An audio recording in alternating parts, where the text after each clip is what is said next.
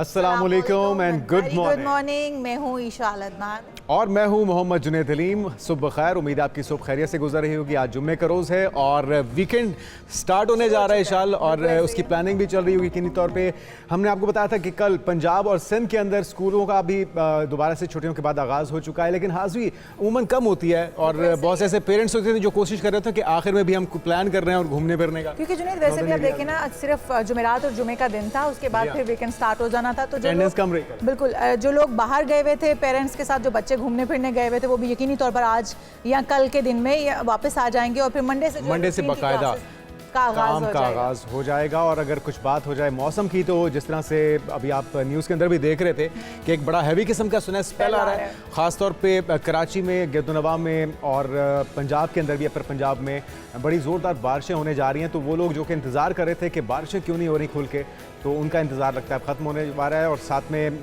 Alert भी जारी किया गया है, मोहतात रहने की हिदायत। अर्बन फ्लडिंग का जो खदशा है वो भी साथ साथ है। जाहिर है जहाँ पर बारिश होती है वहाँ पर रहमत के साथ साथ कभी कभी कुछ इलाकों में वो जहमत के तौर पर भी सामने आती है, और सैलाब जिस तरह हम देख रहे हैं कि बहुत सारे शहरों में, और सिंध इस वक्त यकीनी तौर पर जो वो निशाने पर है।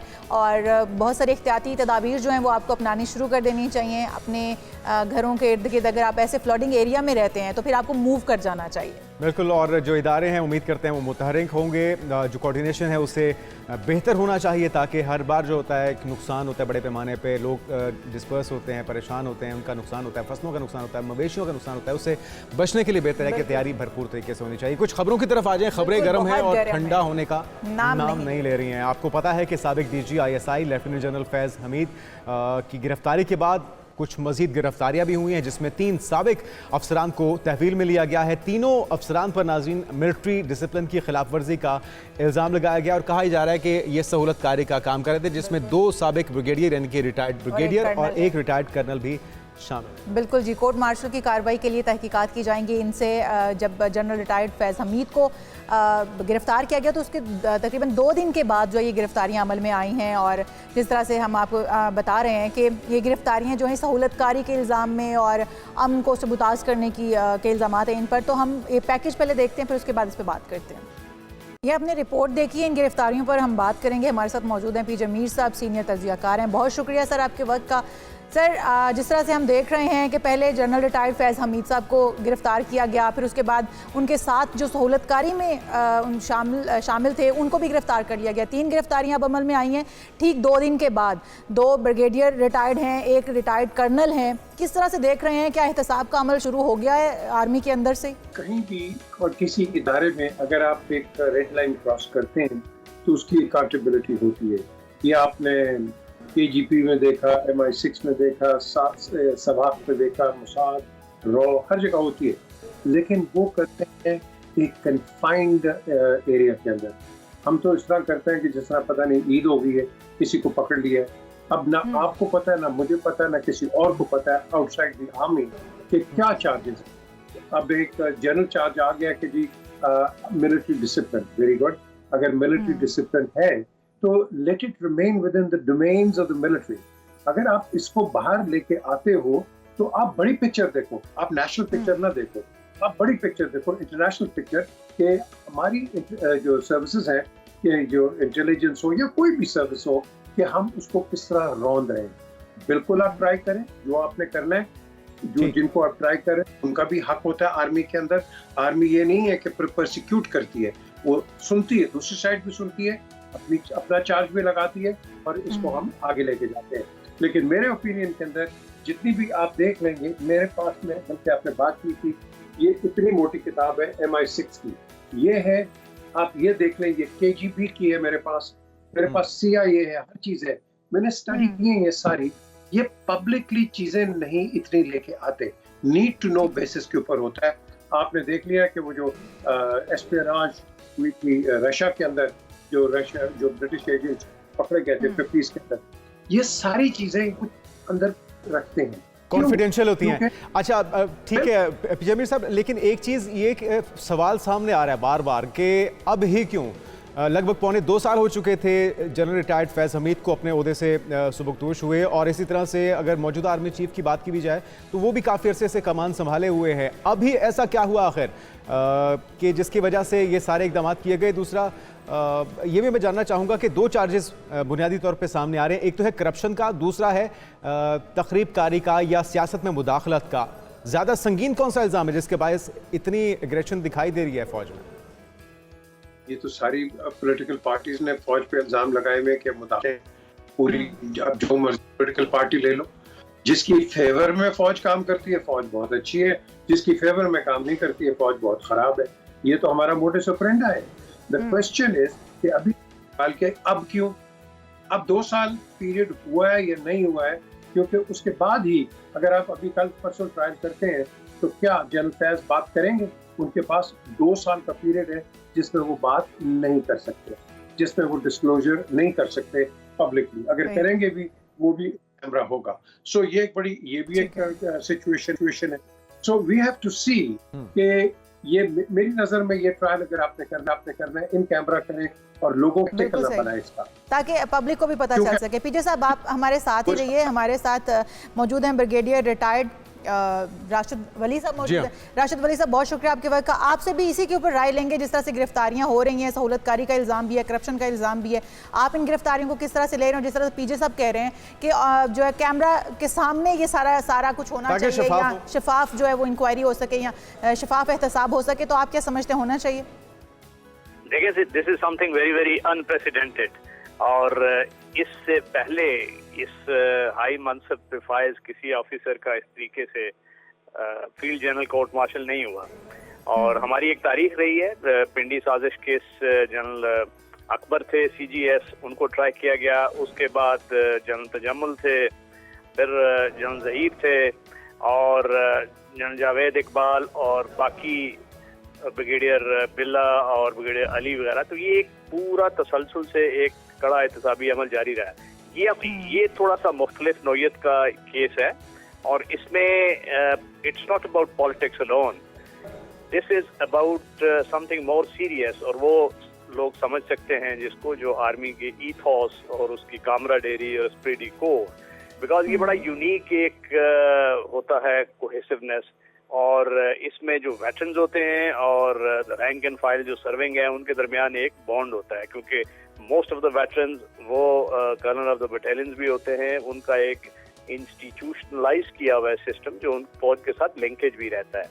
अगर वही वेटरन्स अगर सबवर्ट करना शुरू कर दें लॉयल्टीज को, और अपने जो इनसाइडर इंफॉर्मेशन है उसको इस्तेमाल करके लोगों के दिलों में वो एक शकूक व शुबहात पैदा करना शुरू कर दें लीडरशिप के खिलाफ, और एक सियासी पार्टी की एफिलिएशन में वो इतना आगे चले जाएं कि वो अपनी जो इंस्टॉलेशंस हैं उस पर हमले करवाएं, लोकेशन पिन पॉइंट करवाएं, ऑर्केस्ट्रेट कराएं, और बड़ा क्लोज एक लिंकेज रखें।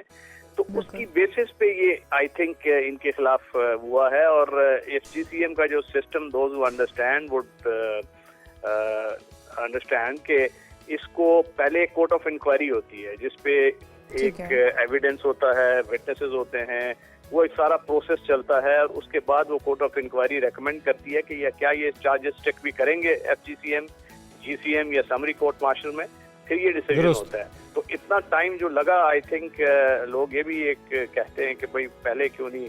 तो ये कोर्ट ऑफ इंक्वायरी डिटरमिन कर रही थी कि इनके खिलाफ कौन सा टेंजिबल एविडेंस है भी है कि नहीं है।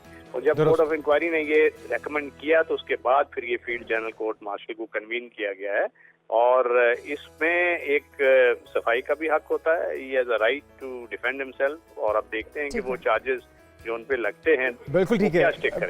ब्रिगेडियर साहब जिस तरह से कह रहे हैं पीजे मीर साहब कि ये अनप्रेसिडेंटेड है इस तरह के हाई रैंक के ऑफिसर को कटहरे में लाना, लेकिन जब साने 9 मई की बात आती है तो बड़ा वाज़ेह पैगाम दे चुकी है फौज कई बार। तो आपको लगता है कि एक टेस्ट केस के तौर पे जिस तरह की एक नई मिसाल कायम की गई है, इस तरह के शख्सियत को जवाबदेह बना के सज़ा भी उतनी संगीन हो सकती है, और बड़ा वाज़ेह मैसेज है कि अगर छोड़ इनको नहीं रहे तो बचेगा कोई और भी नहीं? जी,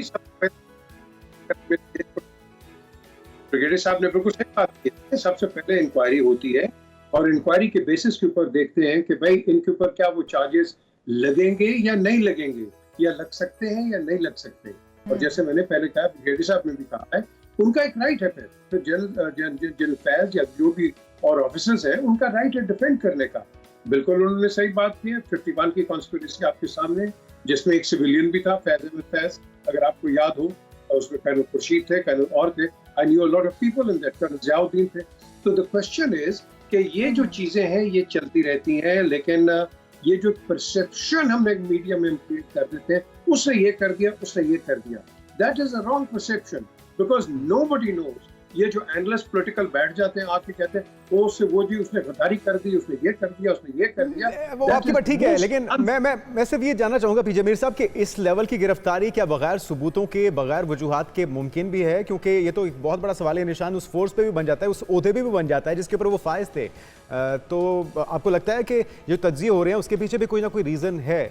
ऐसे बिला वजह तो ज़ाहिर बात है इस तरह की शख्सियत पे इल्ज़ाम उठाना या उंगली उठाना हर किसी के लिए मुमकिन नहीं है।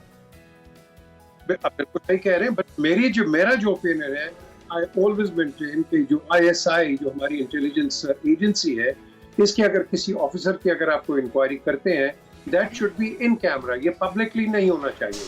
क्योंकि अगर आप पब्लिक स्पेक्टेकल बनाते हैं तो आपके साथ वाले जो बैठे हैं उनके लिए फील्ड डे बन जाता है, और जो दूसरे आपके एडवर्सरीज हैं उनके लिए बन जाता है, आपके ये जो टेररिस्ट हैं उनके लिए बन जाता है। सो द क्वेश्चन इज कि बिल्कुल हमने जो भी करना है कानून के तहत करना है, लेकिन आपने वहां करना है कि you don't make it into a public sort of a funeral.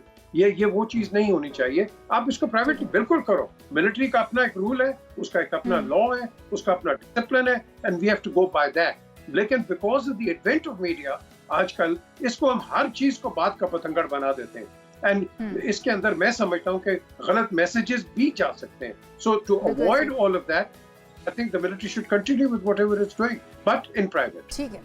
ठीक है पीजे साहब, आप साथ ही रहिएगा।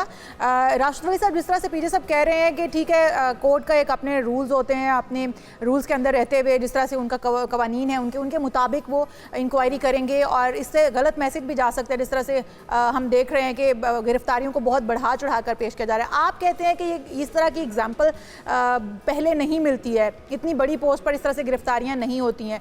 किस तरह से हम देखते हैं इन गिरफ्तारियों को? आने वाले दिनों में क्या और गिरफ्तारियाँ भी मुतवक्किल हैं? क्योंकि सहूलतकारों में और भी बहुत सारे सहूलतकारों के नाम आ रहे हैं, गिरफ्तारियां और भी होने की तवक्को है?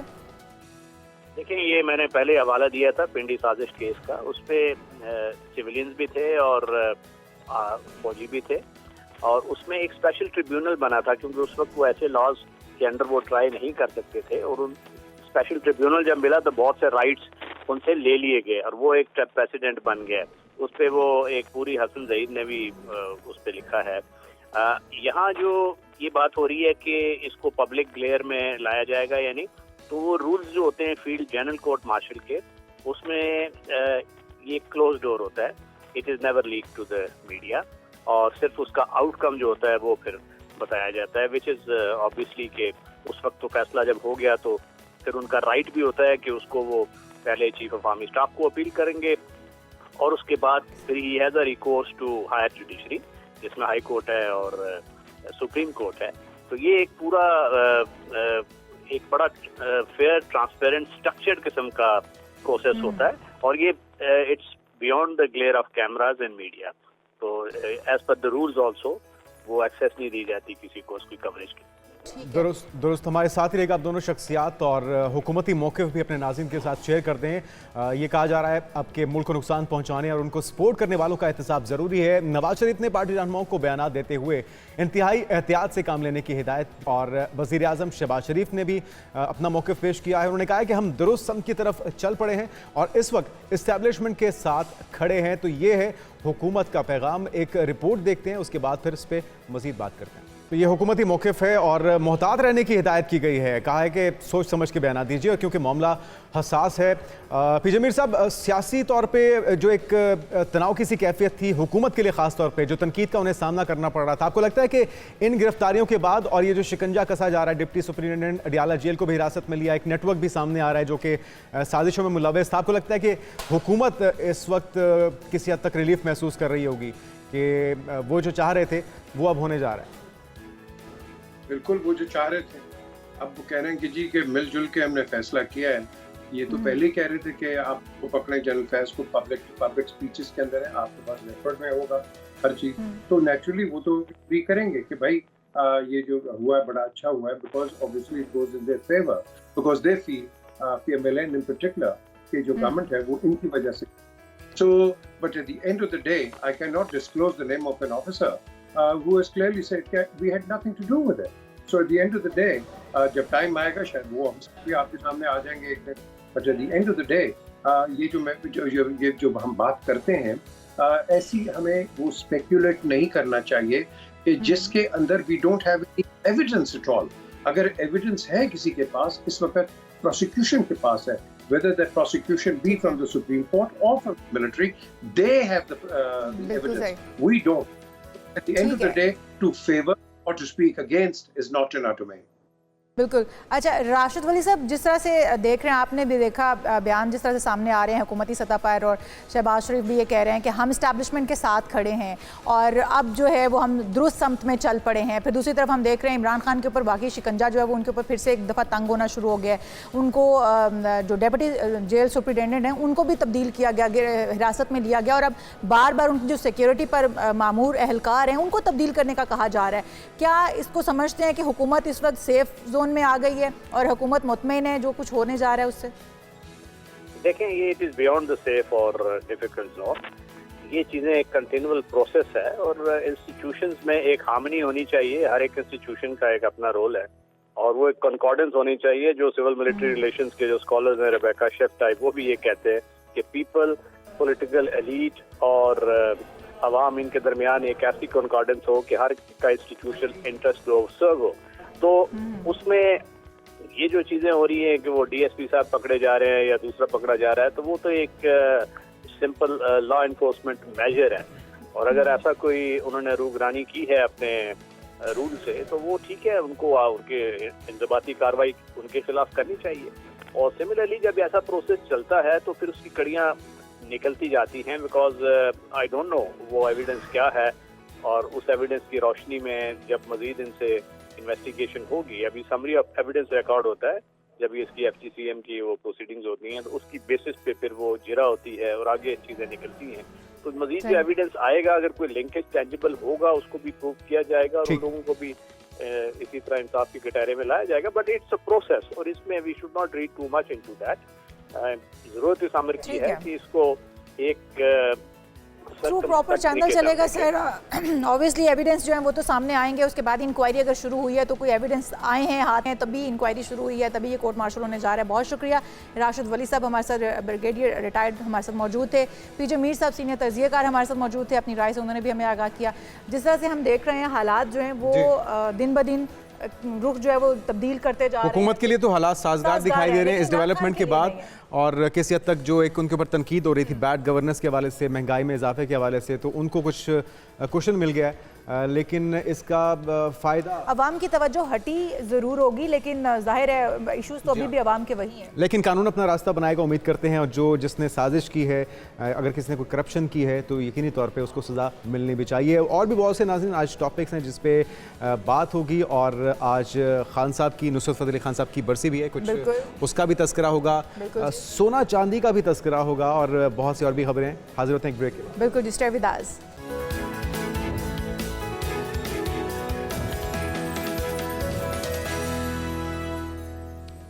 प्रोग्राम में एक बार फिर से आपको खुशामदीद कहेंगे। और जनाब, पेरिस ओलंपिक्स में तारीखी थ्रो ने अरशद नदीम को तो करोड़पति बना दिया है, और जितने इनामात से नवाजा गया है, गोल्ड मेडल हासिल करने वाले अरशद नदीम पर इनामात की बरसात जारी है। हुकूमती सतह पर देखें हम या फिर वैसे हम देखें, वज़ीर-ए-आज़म ने अरशद नदीम को 15 करोड़, मरियम नवाज ने 10 करोड़ और गाड़ी भी गिफ्ट की है। तो ये अच्छी बात है ना, इसमें मतलब ठीक है, वो डिजर्व करते हैं। और वज़ीर आला, अभी लंबी चौड़ी फहरिस्त है, बताते हैं। वज़ीर आला सिंध 5 करोड़ बमा गाड़ी, गवर्नर सिंध ने 20 लाख 3 आईफोन्स भी दिए हैं मेरे ख्याल में फैमिली के लिए। आईफोन, अच्छा ठीक हाँ, है, फैमिली के लिए, बेगम के लिए, वालदा के लिए या वालिद के लिए। वज़ीर आला केपी ने 50 लाख का ऐलान किया है। अच्छा, इन्होंने ऐलान ही किया, वैसे इनको दे देने चाहिए थे। निजी इदारों के भी ऐलानात का सिलसिला जारी है। अच्छा, मैं देख रहा था बाज़ तस्वीर में किसी ने 20,000, किसी ने 30,000, किसी ने 50,000, तो इस तरह के भी, यानी कि एक टोकन मनी के तौर पे या अपना एक जितना वो इस्तेताअत रखते हैं, क्योंकि कौमी हीरो है और उसने जितना बड़ा कारनामा दिया, सरंजाम दिया है और पाकिस्तानियों की जो टेंशंस हैं उनको 92.97 मीटर्स दूर फेंका है, तो वो डिजर्व करता है। और यही नहीं, कैपेसिटी है। फखरे पाकिस्तान अरशद नदीम बनेंगे आर्मी चीफ के भी मेहमान। जी हाँ, बिल्कुल बनना भी चाहिए। जनरल आसिम मुनीर ने Olympic gold medalist Arshad Nadeem को मुलाकात के लिए बुला लिया है और army chief general Asim Munir athlete Arshad Nadeem और उनके अहल खाना के एजाज़ में इस्तकबालिया देंगे। और जिस तरह से जुनैद, बहुत सारे बच्चों ने छोड़ दिया होगा इस खेल को, ये सोच करके इसमें कोई फ्यूचर नहीं है। मैं तो कहता हूँ कि 70-80% पाकिस्तानियों को पता ही नहीं था कि खेल है। बिल्कुल ऐसे ही है और हम इसको बहुत नॉर्मल खेल समझते होंगे, स्टिक को फेंकना, लाइक जेवलिन थ्रो। अब मेरे ख्याल में बच्चे को पता चल गया होगा और इसके जीत के आने के बाद क्या कुछ हासिल हुआ है। फयाज बुखारी साहब हमारे साथ मौजूद हैं, जो कि कोच भी हैं अरशद नदीम के। अरशद, फयाज भाई आपको वेलकम कहेंगे पाकिस्तान मॉर्निंग में। तो सबसे पहले तो आपसे ये जानना चाहेंगे कि पहली मुलाकात आपकी अरशद नदीम से कब हुई एज ए कोच और कितना अर्सा आपने उनकी कोचिंग की, कैसा रहा ये सफ़र? अस्सलाम वालेकुम जी, थैंक यू वेरी मच। वालेकुम अस्सलाम। बहुत शुक्रिया सर। ये 2015 का ये है सिलसिला।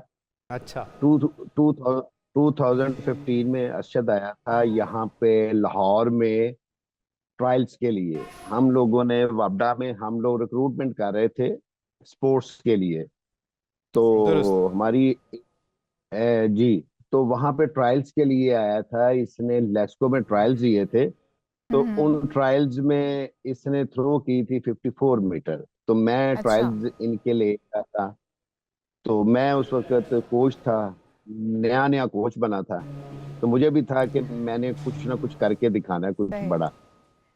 जब आप कह लें कि अरशद आ गया लकीली, तो इसने थ्रो की 54 मीटर, जो इसमें मुझे स्पार्क दिखाना, यानी कि ह्यूज था। और ये वो सारा आपका भी आगाज था फयाज बुखारी साहब और अरशद नदीम का भी आगाज था। आपने भी अभी कोचिंग नई शुरू की थी और अरशद नदीम ने भी, दोनों ने एक दूसरे को पहचान लिया और इस सफर का आगाज तो हो गया, लेकिन आप हमें इस सेलिब्रेशन में कहीं नजर नहीं आए हैं, कहीं मिसिंग थे आप। अच्छा जी, वहां से लेके टोक्यो तक और उसके बाद 22 की हुई है कॉमनवेल्थ, उसके तक हमारा साथ, यानी कि 90 मिनट। ये जो हम बोलते हैं ना टोक्यो से ये कॉमनवेल्थ, और ये असल में होती है थ्रो, कि इसमें मैंने थ्रो कितनी करवाई है। इससे मैंने थ्रो करवाई थी 90+, यानी कि ये हाँ जी, चूंकि 90 तो हम ट्रेनिंग में कर रहे थे ना, चूंकि दिखी नहीं थी किसी को, इसलिए कि टोक्यो ओलंपिक्स ने हमें अगले कंपटीशन खेलने सिखा दिए। तो आज आपके सामने फयाज भाई, ये इंटरनेशनल स्टैंडर्ड के ही जेवलिन के साथ ये थ्रो की जा रही थी या लोकल जेवलिन के साथ? नहीं, लोकल जेवलिन कोई नहीं होता। ये जितने जेवलिन हम लोग यूज करते हैं ना, ये बाहर से ही आते हैं। इसमें जो जेवलिन जो इसमें जेवलिन ओलंपिक में यूज होते हैं ना, ओलंपिक में स्पेसिफिकली, वो हमारे पास 1-2 होंगे। अब ज्यादा हो गए हैं। अब अरशद ने भी अपना मंगवा लिए हैं, कुछ पीएसबी में पड़े हैं। इसमें कुछ जेवलिन है, ट्रेनिंग उन्हीं से ही हम लोग आ रहे थे, और उसमें से चंद जेवलिन टूट भी गए थे, यानी कि शॉर्ट भी हो गए थे। अभी जेवलिन मंगवा भी रहे हैं। और अच्छा फयाज भाई, आपको अंदाजा हो गया था शुरू में ही कि ये इंटरनेशनल लेवल का प्लेयर है और इसके अंदर पोटेंशियल है ओलंपिक्स में क्वालिफाई करने का या कोई वर्ल्ड रिकॉर्ड बनाने का? जाहिर है, आप कह लें कि 20 से 25 साल उस वक्त तक गुजरे थे। दूसरा आपने पूछा है कि आपने कहा है कि सेलिब्रेशन में कहीं पे नजर नहीं आए।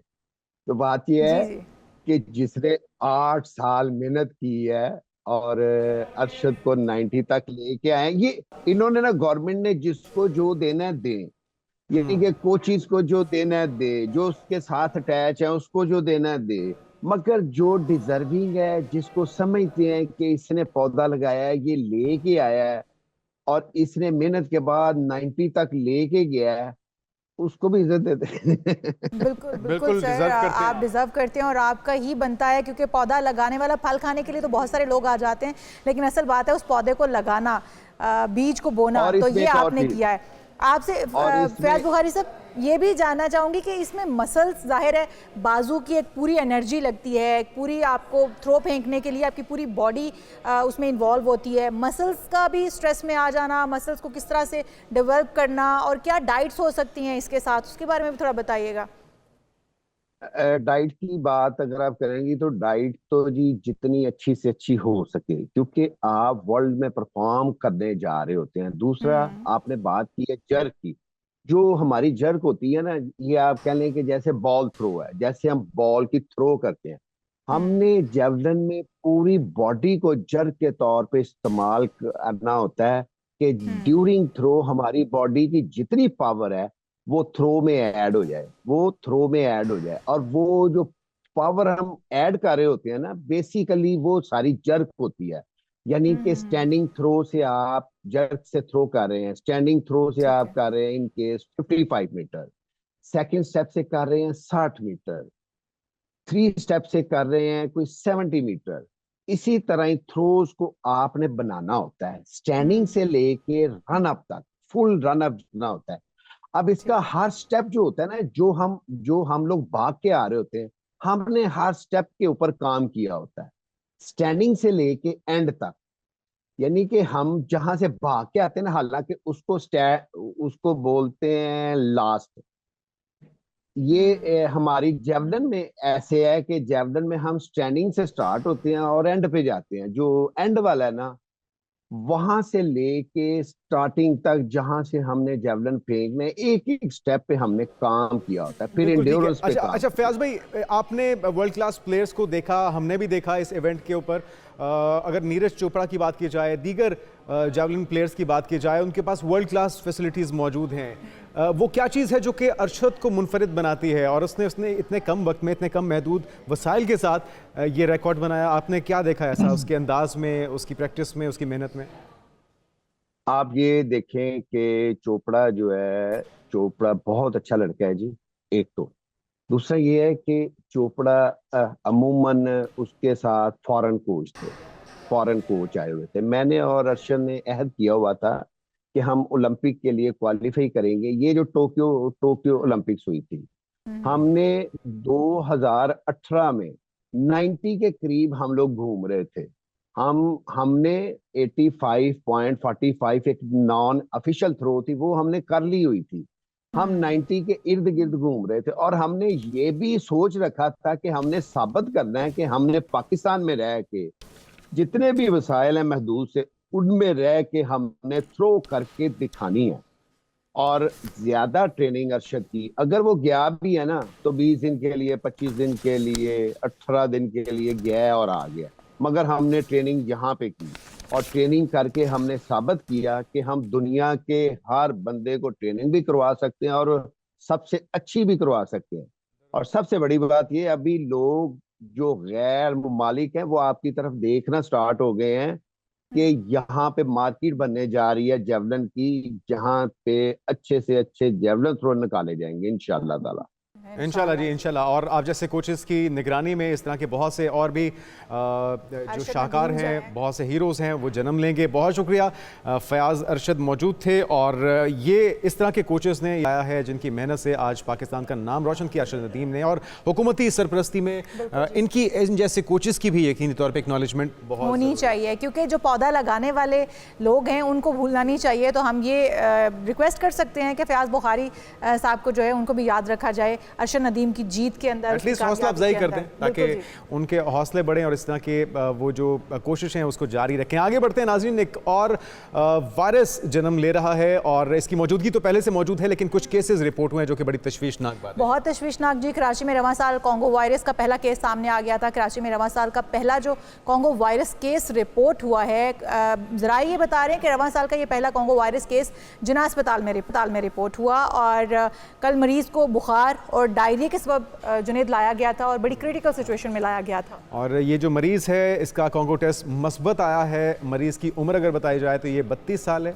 और मुतासरा मरीज़ को तशवीशनाक हालत में अस्पताल के ICU में मुंतकिल कर दिया गया है। इसके साथ साथ माहिरीन से अगर उनसे मुतल्लिक जो बयान सामने आया है, उनका ये कहना है कि कोंगो वायरस जानलेवा वायरस है और इससे बचाव के इम्कान सिर्फ 10% है, तो इसके लीथल, इसके ख़तरनाक होने का अंदाज़ा इस बात से लगाया जा सकता है। ये कोंगो वायरस जानवरों से इंसान और फिर इंसान से इंसान में मुंतकिल हुआ है। इसकी अगर अलामात की बात की जाए तो मसूड़ों, नाक और फुजले में खून आना और तेज़ बुखार इसकी अलामात। बिल्कुल ऐसे ही है, और जिस तरह से हम बता रहे हैं कि इतना ख़तरनाक है कि आप 10% सिर्फ इसके चांसेस हैं कि आप बच सकते हैं। आलमी इदारे सेहत ने भी एक और वायरस की तशख़ीस हो गई है, मंकी पॉक्स इसको कहा जा रहा है। ये आलमी हेल्थ इमरजेंसी करार दिया गया है मंकी पॉक्स जो है, और ये भी जानवरों से इंसानों और इंसानों से फिर इंसानों में फैलता चला जा रहा है। WHO ने ये कहा है कि ये जो मंकी पॉक्स है इसको ख़तरनाक हद तक अफ्रीका में फैलते हुए देखा जा सकता है। वहाँ पर 14,000 के करीब तकरीबन जी इसे हेल्थ इमरजेंसी के तौर पर डिक्लेयर भी किया गया है और बहुत सारे वहाँ पर पेशेंट्स जो सामने आ रहे हैं। 13 अफ्रीकी ममालिक हैं जहाँ पे इसका एक नया वेरिएंट सामने आया है। मंकी पॉक्स का फैलाव बताया जा रहा है कि बहुत तेज़ी से उन ममालिक में हो रहा है और ये कुछ ज़रूरत इस बात की है कि जल्द से जल्द इसके ऊपर काबू पाया जा सके, क्योंकि कहा जा रहा है कि लगभग 2 करोड़ के करीब वहाँ पे ज़रूरत है उस वैक्सीन की, लेकिन अभी तक वो वहाँ पे नहीं पहुँचाई जा सकी। हम देखते हैं कि जिस वक्त कोरोना वायरस फैलने लगा था उस वक्त भी अगर फौरी तौर पर इकदाम किए जाते, उसको उतना संजीदा लिया जाता तो उसका फैलाव इतना ना होता। हमारे साथ मौजूद हैं डॉक्टर राना जवाद असगर, माहिर वबाई अमराज। डॉक्टर साहब, आपको वेलकम कहेंगे पाकिस्तान मॉर्निंग में। बड़ा ही ख़तरनाक किस्म का ये वायरस है मंकी पॉक्स, और तशवीशनाक बात यह है कि पाकिस्तान में 9 केसेस इसके रिपोर्ट हुए, 1 हलाकत भी हो चुकी है। आपको क्या लग रहा है कि ये जो अभी तक इकदाम किए जा रहे हैं हुकूमत पाकिस्तान की तरफ से, ये काफ़ी है इसके फैलाव के लिए, और क्या कुछ होना चाहिए? जी बहुत शुक्रिया प्रोग्राम में इनवाइट करने का। ये जो 9 केसेस थे मंकी पॉक्स के जो पाकिस्तान में आइडेंटिफाई हुए और एक डेथ हुई, ये पिछले साल हुए थे, और ये जो वेरिएंट था उस वक्त वो इतना ख़तरनाक नहीं था, और वो तकरीबन 100 मुल्कों में फैला। अमवात कम थी, लोग बीमार ज़्यादा हुए, लेकिन अमवात की शरह कम थी। इस पिछले साल सितंबर में एक नया इसके अंदर चेंज आई है, जेनेटिक चेंज आई है, और ये जो वेरिएंट आया है ये ज़्यादा ख़तरनाक है। ये अब तकरीबन 3% लोग, जो अभी इब्तदाई डेटा है जिनको ये होता है, उनकी शरह मौत जो है ना 3% से 10% तक है। जो पुराना था वो 0.3% तक का लोगों को हलाक करता था। तो इसी वजह से वर्ल्ड हेल्थ ऑर्गेनाइजेशन ने इसको एज ए इंटरनेशनल इमरजेंसी करार दिया है, क्योंकि ये इसके अक्सर केसेस पहले अफ्रीका के चंद मखसूस मुल्कों में होते थे, लेकिन ये अब तेजी के साथ फैलना शुरू हो गया है। लेकिन डॉक्टर साहब, आपको हमने देखा कि मंकी पॉक्स जो है अफ्रीका के जो ममालिक है उनमें 15,000 से ज़ायद केसेस रिपोर्ट हो चुके हैं, और बताया ये जा रहा है कि 1 करोड़ वैक्सीनेशन की ज़रूरत है, लेकिन वैक्सीनेशन 2 लाख की तादाद में अभी तक महदूद है, मतलब इससे ज़्यादा अभी तक वहाँ पर बन नहीं पा रही है। फिर 461 अमवात जो है वो अभी तक हो चुकी हैं। क्या समझते हैं कि क्या पैरामीटर्स होने चाहिए, क्या हिफाजती इकदाम होने चाहिए कि पाकिस्तान में या दीगर ममालिक में इसको फैलने से रोका जा सके? फ्लाइट्स बंद कर देना या इस तरह की चीज़ें करना, क्या होना चाहिए? नहीं, फ्लाइट बंद करने से इन्फेक्शियस डिजीजेज नहीं रुकती, वो हमने क्रॉनिक लिया। हमने चाइना के साथ अपनी फ्लाइट्स बंद की हुई थी तो हमें एक दूसरे मुल्क से केसेस आ गए। अमेरिका ने चाइना की तमाम फ्लाइटें बंद कर दी थी, तो उसके जो पहले केसेस आए वो इटली की तरफ से आ गए।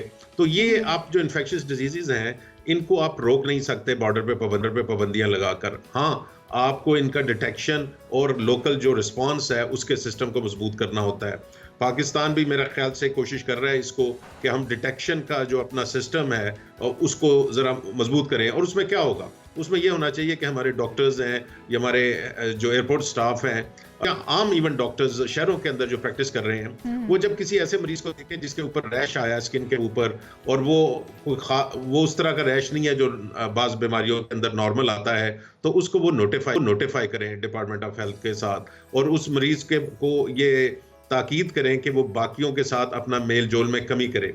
मंकी अच्छा डॉक्टर पॉक्स साहब, जो है इसकी ये अलामात टच के कितने साथ दिनों में वाजे होना शुरू हो जाती हैं, कितने दिनों में अलामात सामने आने लगती हैं कि पता चल सके कि ये मंकी पॉक्स की अलामात हैं? और फिर जिस तरह से आइडेंटिफाई आपने कहा हो गई हैं, अगर अलामात वो नज़र आ रही हैं तो उसको दूसरे लोगों से कनेक्ट नहीं करना चाहिए। लेकिन हमने देखा कि कोविड के टाइम पे सांस लेने से, एक दूसरे से सांस ट्रांसफ़र होने से ये बीमारी फैल रही थी, लेकिन मंकी पॉक्स का तो टोटली सिनेरियो ही डिफरेंट है, वो तो टच करने से भी फैल रहा है। नहीं, टच करने से जो चीज़ें फैलती हैं उनको हम ज़्यादा आसानी के साथ कंट्रोल कर सकते हैं, लेकिन जो हवा के ज़रिए यानी कि आपके सांस लेने के साथ फैलती हैं वो ज़्यादा मुश्किल होती है उस बीमारी को कंट्रोल करना। तो ये अभी इसके बारे में ये है कि टच करने से ज़्यादा फैलता है, यानी कि आप मरीज़ के जो कपड़े हैं, उसकी इस्तेमाल की चीज़ें हैं उन और उसके ज़ख्मों को ना टच करें बगैर एहतियात के, तो आप महफूज रहेंगे। लेकिन इसके साथ इसके बारे में जो चेंज आई है इसके वेरिएंट के अंदर, और जिसी वजह से वर्ल्ड हेल्थ ऑर्गेनाइजेशन ने इसको इमरजेंसी करार दिया है, वो वायरस जो है अब आसानी के साथ दूसरे को फैल रहा है। मसलन पहले की निस्बत अब इसके लिए ज़्यादा इजी हो गया ट्रांसमिशन करना, और उसमें एक ख्याल ये भी है कि अगर कोई शख्स करीब फेस टू फेस बात कर रहा है आपके पास, आपके करीब, तो सिर्फ बात करने से यानी कि उसके सांस लेने से भी आपको इन्फेक्शन अच्छा डॉक्टर साहब, एक चीज़ जो हमने कोरोना वायरस में देखी थी कि जिसका इम्यून सिस्टम मजबूत था वो फाइट कर गया था, वो मौसर तरीके से लड़ पाया था कोरोना वायरस से। मंकी पॉक्स के अंदर क्या सूरत हाल है? क्या किसी ख़ास बॉडी पार्ट को ये हिट करता है, और क्या जो इम्यून सिस्टम जिस शख्स का मजबूत है या जिसका लाइफस्टाइल बेहतर है वो इससे बेहतर तरीके से लड़ पाएगा, या उसके लिए स्पेसिफिक वैक्सीन की ज़रूरत ही होगी? बिल्कुल जी, और ये तमाम बीमारियों के लिए होता है। अगर आपका इम्यून सिस्टम मजबूत है, आप एक हेल्दी लाइफस्टाइल के साथ आपका जिस्म, मतलब आप एक्सरसाइज कर रहे हैं, प्रॉपर खाना खा रहे हैं और खुश रहते हैं, तो आपका इम्यून के जो इम्यूनिटी का लेवल हाई रहता है और अक्सर बीमारियों का आप मुकाबला बेहतर तरीके से कर सकते हैं। इसी तरह जो मंकी पॉक्स है, जिसे आप एम पॉक्स कहते हैं, ये ज़्यादा खतरनाक किन लोगों के लिए है? ये खतरनाक उन लोगों के लिए है जिनका इम्यून सिस्टम डिप्रेस है किसी भी वजह से। बाज़ बीमारियों में डिप्रेस हो जाता है, बाज़ अद्वियात की वजह से डिप्रेस हो जाता है। मसलन कैंसर की कोई ट्रीटमेंट ले रहा है, इवन जो ब्लड शुगर के मरीज़ होते हैं, हार्ट के मरीज़ होते हैं, उनके इम्यून सिस्टम ज़रा डिप्रेस होते हैं, तो उन लोगों को के लिए ज़्यादा ख़तरा है। दूसरा, हामला ख़वातीन, उनके अंदर ये ख़तरा है। और दूसरा तीसरा बच्चे, छोटे बच्चों के अंदर इसका खतरा बढ़ जाता है। अच्छा डॉक्टर साहब, मैं जो एक चीज़ इसकी एमपॉक्स को मैं स्टडी कर रही थी थोड़ा सा, तो मैंने उसमें ये चीज़ भी पढ़ी कि जो हामला ख़वातीन हैं उनके जो नौमौलूद बच्चे हैं, जो पैदा होने वाले अनबॉर्न बच्चे हैं, ये उनमें भी ट्रांसफ़र हो जाता है। और दूसरा ये कि जिस तरह से आप बात कर रहे हैं कि कोरोना वायरस की, तो कोरोना वायरस जिस तरह जुनैद ने कहा कि किसी एक ऑर्गन को हिट करता, वो हमारे लंग्स को बहुत ज़्यादा हिट करता था, हमारे फेफड़े कमज़ोर हो जाते थे। तो ये इसमें कहा जा रहा है कि शक्ल जो है वो आपकी तब्दील होना शुरू हो जाती है, हैयत चेंज होना शुरू हो जाती है, क्योंकि ये फेस पर, बॉडी पर आपके नज़र आना शुरू हो जाता है। नहीं, देखिए, कोरोना भी एक सिस्टम को उसने हिट, हाँ, हमें अब पता है कि वो उसने ना सिर्फ हमारे हार्ट्स को कमज़ोर किया है, लंग्स को तो सबको पता है कमज़ोर किया है, मेंटल हेल्थ को काफ़ी ज़्यादा मुतासिर किया है, सुसाइड रेट बढ़ गए। तो बहुत सारे मल्टी सिस्टम डिजीज़ थी corona virus, it was not के सिंगल ऑर्गन डिजीज़। इसी तरह जो ये बीमारी है पॉक्स की, ये उसके लिहाज से बहुत कम शदीद है। एक तो इसमें मौत की शरह कम है अभी भी, और दूसरा इसके अंदर जो मेजॉरिटी के लोग हैं उन जिस्म पे दाने निकलेंगे, गिल्टियां होंगी उनके, खासतौर पे बगलों के नीचे, और वो जो दाने हैं वो जिस तरह रैश होता है और फिर दाने बनते हैं, उसमें पीप आती है और वो हील करते हैं। तो ये सारा प्रोसेस होगा, तो वो वक्ती तौर पे आपको शायद बदनुमा लगे, लेकिन जो परमानेंट चेंज या को उसकी है इंसान की शक्ल वगैरह नहीं बदलती। ये उसी तरह है जिस तरह बच्चों को, औरतों के जो पैदा होने वाले अनबॉर्न बच्चे हैं उनके ऊपर किस तरह से ये इफेक्ट कर रहा है? बहुत सारी बीमारियां होती हैं जो हामला औरतें के ब्लड के, क्योंकि बच्चा उनके जिसके अंदर ही होता है, तो वो पास हो जाती है इन्फेक्शन बच्चे को, या पैदाइश के वक्त या उसके वक्त। तो उसी तरह हम इसे कहते हैं मदर टू फीटस ट्रांसमिशन जो होती है, तो वो इसके अंदर भी है। तो अगर हामला खातून को ये इन्फेक्शन हुई है तो ये चांस होता है कि आगे बच्चे को भी ये बीमारी हो जाए at the time of birth. बहुत शुक्रिया डॉक्टर, हमारे साथ मौजूद थे डॉक्टर राना जवाद असगर। हुकूमत की तरफ से इकदाम किए जा रहे हैं, मोहतात रहने की हिदायत भी की जा रही है, लेकिन बड़ा ही ये ख़तरनाक वायरस है। और एक नई चीज़ इशार ये भी है कि इस बार ये बच्चों के ऊपर भी असरअंदाज हो रहा है। हमने देखा था कि कोरोना वायरस में बच्चों के ऊपर इस तरह के ख़तरनाक इसके असरात नहीं थे जितने इस वायरस के बताए जा रहे हैं। तो ज़रूरत इस बात की है कि इसको मज़ीद फैलने से पहले काबू और वैक्सीनेशन जो है वक्त से पहले बना ली जाए। जिस तरह से हम कह रहे हैं कि अफ्रीका में इस वक्त वैक्सीनेशन की 1 करोड़ जो डोजेज़ हैं उनकी ज़रूरत है, लेकिन सिर्फ 2 लाख डोजेज़ उनके पास मौजूद हैं। तो जल्द से जल्द इस वैक्सीनेशन पर काम कर लिया जाए। कुछ बात हो जाए लेजेंड्स की। जी हाँ, मौसीकी के बादशाह का जिक्र हो तो फिर नुसरत फ़तेह अली ख़ान का नाम याद आता है, जिनकी आज नाज़रीन 27वीं बरसी है। और मौसीकी के बेताज बादशाह हैं, इससे कौन इनकार कर सकता है। तो उस्ताद नुसरत फ़तेह अली ख़ान को दुनिया छोड़े अब लगभग 27 बरस हो चुके हैं। बिल्कुल जी, लेकिन आज भी उनके कलाम, उनके गीत हमारे कानों में रस घोलते हैं। नुसरत फ़तेह अली ख़ान ने आरफाना कलाम, गीतों, गज़लों और कवालियों से दुनिया को अपना गिरवेदा बनाया था। और उस्ताद नुसरत फ़तेह अली ख़ान अजीम पाकिस्तानी कव्वाल हैं, जिनको बॉर्डर पार भी जो है वो बिल्कुल सिर्फ बॉर्डर पार ही नहीं, पूरी दुनिया में उनको माना जाता है, उनकी मौसीकी को सुना जाता है। और आज भी हैरत इस बात की होती है शाल के उनकी कई ऐसे गाए हुए गीत हैं, कवालियाँ हैं, कलाम हैं जो कि लगता है कि पहली बार सुने जा रहे हैं और आज तक सुने। कुछ बात हो जाए शादी ब्याह की और जी क्यों नहीं शादी की, ये एक बड़ा सवालिया निशान होता है और हर कोई दूसरे से करता हुआ नजर आता है कि उम्र निकल जाएगी, शादी कर लो। और जी हाँ, पाकिस्तान में कितने फ़ीसद अफराद जो हैं वो शादीशुदा हैं और कितने शादीशुदा नहीं हैं, ये रेशो हम ज़रा चेक करते हैं। आइए देखते हैं। और इससे पहले कि अपने नाज़रीन को रिपोर्ट दिखाएं, वैसे एक सस्पेंस तो पाया जाता है शादी में। अच्छा, शादी का असल सही वक्त कौन सा होता है? क्योंकि कहा जाता है उम्र निकल रही है, यही सही वक्त है शादी का। कौन सा सही वक्त होता है? मेरे ख्याल में ये वक्त जो है आज तक बड़े से बड़ा साइंसदान भी तलाश नहीं करवाया शादी का सही वक्त। कि सही वक्त कौन सा है। मेरे ख्याल में जिस वक्त इंसान को सही लाइफ पार्टनर मिल जाए, शादी कर लेनी चाहिए, इससे पहले कि देर हो जाए, ट्रेन निकल जाए, देर हो जाए, ट्रेन निकल जाए। और आपने देखा होगा कि जो भी शादी कर रहा होता है ना, उसको दूसरे आसपास के जो शादीशुदा लोग होते हैं वो मशवरे दे रहे होते हैं कि जी सोच लो, एक बार फिर से सोच लो। और कुछ दोस्त ऐसे भी होते हैं जो कहते हैं कि मैं मशवरा नहीं दूंगा क्योंकि इसने मुझे नहीं दिया था। ऐसा भी तो होता है। तो मेरे ख्याल में शादी करके भी आपने अगर पछताना है तो ठीक है, शादी ना करें। नहीं भाई, बहुत सारे गैर शादीशुदा लोग बैठे हुए हैं, शादियां कीजिए। ये एक हमारा मतलब समाजी एक वो है। लेकिन कम से कम उन लोगों को ये मशवरा नहीं देना चाहिए जो खुद शादीशुदा हैं और दूसरों को मशवरा दे रहे थे कि आप। हाँ, वो उनको नहीं देना चाहिए क्योंकि आपने खुद कौन सा मान लिया था। पता है होता क्या है, दोस्त स्पेशली ऐसा करते हैं कि जब दोस्तों में से किसी को कहा जाए ना यार इसको मशवरा दे दो कि ये शादी ना करे, बहुत झमेले हैं इसमें, आखिरी ख्वाहिश भी पूछ रहे हैं, मशवरा दिया था क्या कि मैं इसको ये मशवरा दूं। तो शादी जो है वैसे तो हम सबका राइट है और हम सबको करनी भी चाहिए। एक पार्टनर आपके लिए बहुत बड़ी नेमत होती है, तो शादी जो है वो ज़रूर कीजिए, लेकिन अपने कंपैटिबल पार्टनर के साथ। ये ना हो कि बाद में आपने झगड़ के लड़ के और ज़िंदगी गुजारनी है। चलें एक ब्रेक ले लेते हैं, फिर इस पे अपने नाज़रीन को मज़ीद जो है माहिराना राय पहुँचाते हैं अंत तक।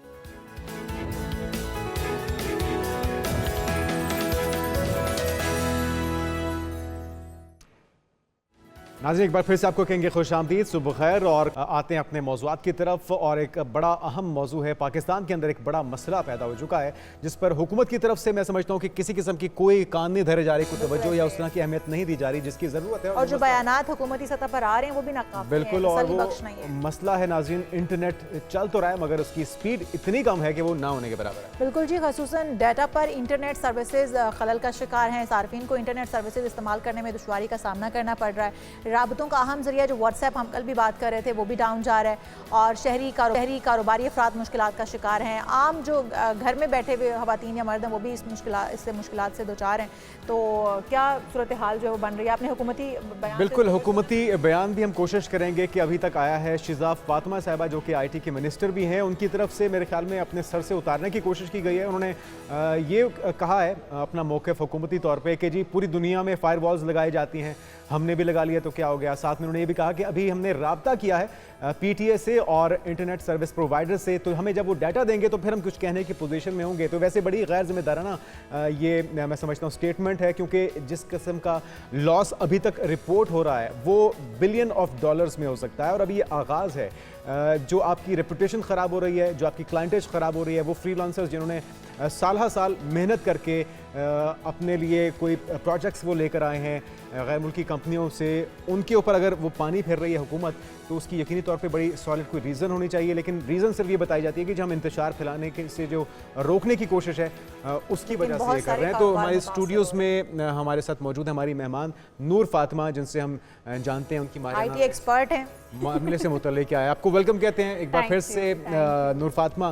पहले तो बताइए कि एग्जैक्टली सिचुएशन इस वक्त है क्या पाकिस्तान में इंटरनेट की? देखिए इंटरनेट जो है वो प्राइमरीली बंद किया गया है, उसकी सर्विसेज स्लो कर दी गई हैं। 30 to 40% उसकी स्पीड स्लो है फ्रॉम द नॉर्मल दैट हम लोग यूज़ करते आ रहे हैं।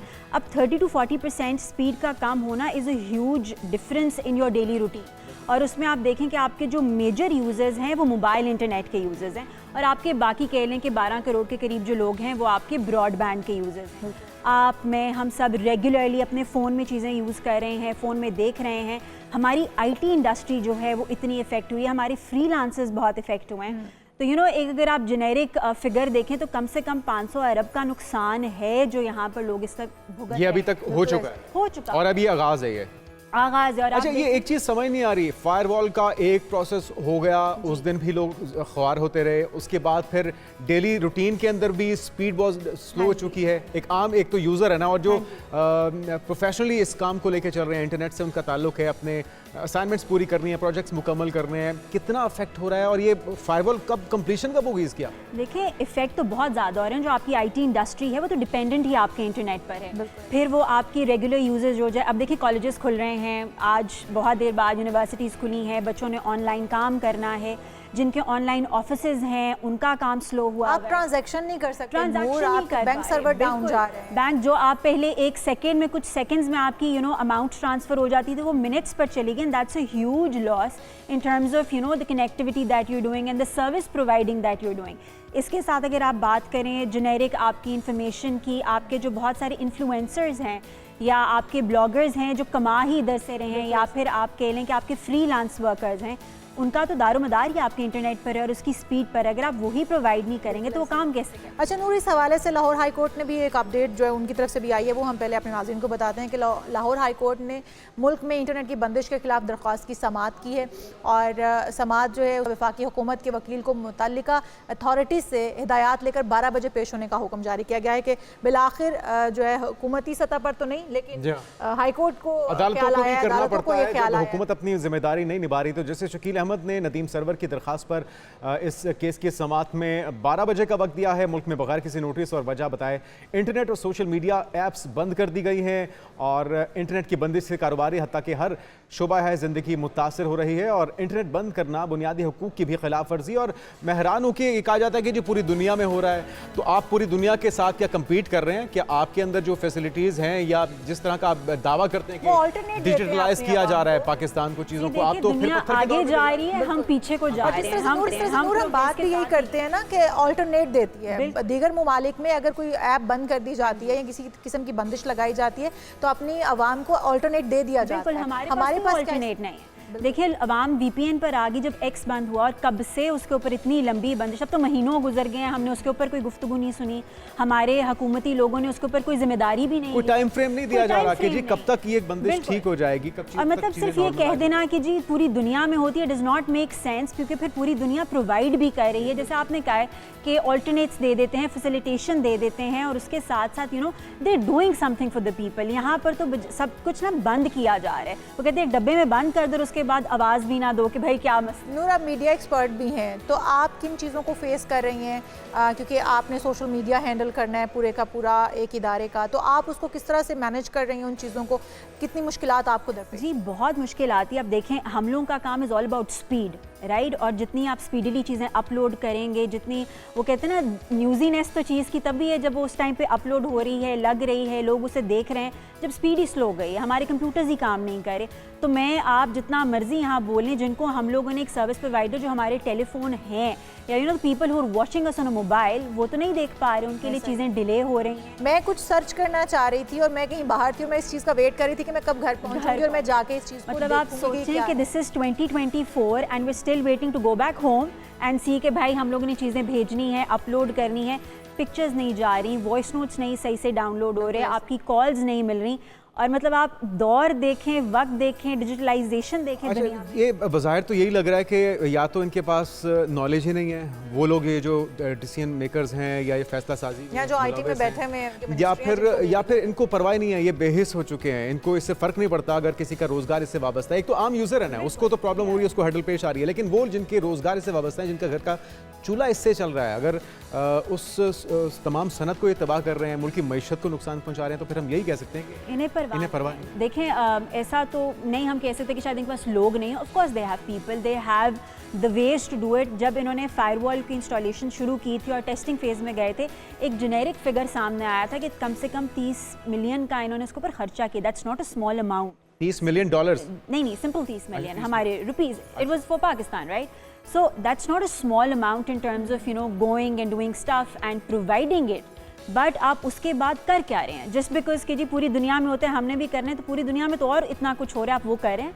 आप अपने इन्फ्लुएंसर्स को मजीद कुछ प्रोवाइड कर रहे हैं, आप सोशल मीडिया को मजीद स्ट्रॉन्ग करें। आई अंडरस्टैंड कि सेलिब्रेट करने की बजाय हम उनके लिए तंगी कर रहे हैं, हम उनके लिए दरवाजे बंद कर रहे हैं। देखें, आज का दौर इज़ अबाउट डिजिटल, आज का दौर इज ऑल अबाउट कनेक्टिविटी। हम लोग बात करते हैं कि बहुत जल्द जो है ये सारा कुछ सोशल मीडिया पर कन्वर्ट हो जाएगा।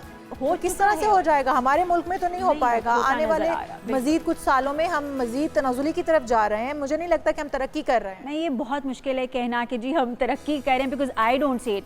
I am working in social media, right? और अगर मेरे लिए यहाँ पर इतनी तंगी है, तो आप सोचें कि जो आपके फ्रीलांसर्स हैं, जिन्होंने जिस तरह फाइवर की खबर आई थी कि फाइवर एक बहुत बड़ा प्रोवाइडर है जिधर लोग काम लिखते हैं और उनको असाइनमेंट्स करते हैं, लोगों के लिए रिसर्च करते हैं। उन्होंने भी आपका स्टेटस कर दिया, आपको डीलिस्ट कर दिया है कि जी आपके पास प्रोवाइडिंग नहीं है, आपके पास कनेक्टिविटी नहीं है, आपका काम अनअवेलेबल करार दे दिया। और लार्जर जो आप कह लें कि फ्रीलांसर्स हैं, वो पाकिस्तान में मौजूद हैं as compared to any other country, because हमें वो तो चीज़ें या फैसिलिटेशंस तो मिलती नहीं है कि हमारी आईटी बहुत स्ट्रॉन्ग हो गई है। मुख्तसरन अगर आप बता सकें कोई सजेशन गवर्नमेंट के लिए, सॉल्यूशन क्या है, होना क्या चाहिए जो नहीं? इसके ऊपर गौर करें, इस चीज़ की नौयत को समझें कि ये बहुत ज़रूरी है और इसके ऊपर जो है उनको सीरियसली लेना चाहिए। आई मीन ये कोई बात नहीं, जो स्टेक होल्डर्स हैं, आईटी एक्सपर्ट्स हैं, इस फील्ड से मुंसलिक लोग हैं, उनको भी शामिल कर लें, उनसे भी मशवरा ले लें, शायद कोई से बेहतर ऑप्शन दे। बिल्कुल। और देखें, जो नुकसान हो रहा है, आप दिन के कितने डॉलर नुकसान में ले रहे हैं, आपको वो बर्दाश्त है, लेकिन आपने एक्चुअल चीजें प्रोवाइड और ये डैमेज कंट्रोल जो आने वाले कई सालों तक हो नहीं पाएगा, जो हम करने जा रहे हैं। बहुत शुक्रिया। नूर फातिमा हमारे साथ मौजूद थी नाज़रीन। और इंतहाई अहम मामला है, अब क्या तनकीद की जाती है कि जी हुक्मरानों के फैसले हुक्मरानों को करने चाहिए, तो जब आप अपनी जिम्मेदारी पूरी नहीं करेंगे तो फिर बिलाखिर किसी को तो ये जिम्मेदारी उठानी होगी। और अब उम्मीद करते हैं कि कोई ऐसा फैसला है जिससे इस मसले का हल तलाश किया। बिल्कुल जी, लेकिन हम यहाँ पर एक ब्रेक लेंगे, आप कहीं मत जाइएगा, स्टे विद अस।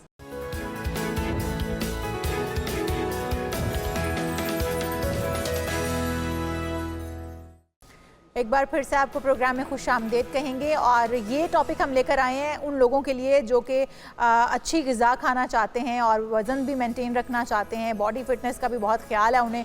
अच्छी ग़िज़ा खाने से आपकी सेहत भी अच्छी होगी। सेहतमंद ग़िज़ाओं में फल ऐड कर लें, सब्ज़ियाँ और अनाज, चिकनाहट से पाक दूध और इस तरह की मसनूआत और गोश्त, अंडे जो हैं, मटर, फलियाँ, ये बहुत सारी ऐसी सब्जियाँ हैं या फल हैं जो हम अपनी रोज़मर्रा ज़िंदगी में अगर ऐड कर लें और तो मेरे ख्याल में ये तो हर इंसान की ख्वाहिश हो कि वो अच्छा खाए, बहुत सा खाए और फिर भी मोटा ना हो।